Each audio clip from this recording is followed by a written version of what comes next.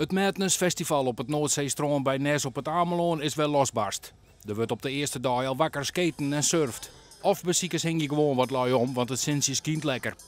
Madness is een festival waar je een grut verskaat. Het komt erop neer dat we qua muziek hebben van alles en nog wat. Van singer-songwriters, DJ's, bandjes, rock'n'roll, reggae, ska, alle kanten op.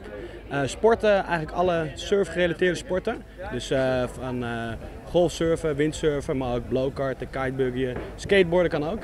En daarnaast hebben we ook nog een heel cultuurprogramma. Dus je kan allerlei theaterdingen doen, je kan overal workshops in doen. Maar je kan ook gaan mediteren, yoga, eigenlijk voor ieder wat wils. Lachworkshops. Lachworkshops, dat is een hele goede. Ja, daar hoop ik ook nog eentje van mee te kunnen pakken.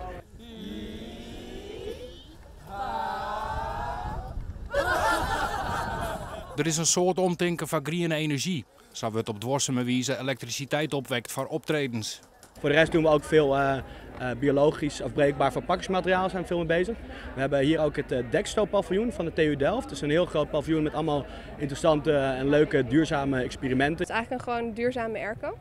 En op die manier heb je een aantal tegels in de grond, in het platform wat je ziet.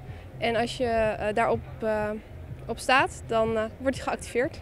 En dat wordt door het draaiend rad in werking gesteld.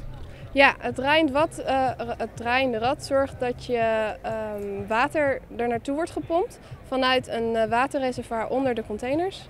En daarmee wordt het water op hoogte gebracht en van daaruit creëer je genoeg druk om het apparaat van water te voorzien. Beziekers komen voor de goede sfeer.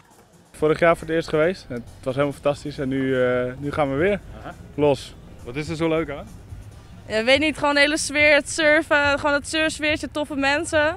Ja, ik weet niet, gewoon de feeling of zo. Gewoon echt heel vet. Ja, te gek, al die clinics. Je kan overal bijna gratis clinics volgen. Dus je kan leren golfsurfen, leren kitesurfen, dat zit eigenlijk allemaal bij. Ja. En s'avonds zijn er hartstikke wel leuke bandjes die die sfeer helemaal klaarmaken. Madness is nog om te mooi snijden.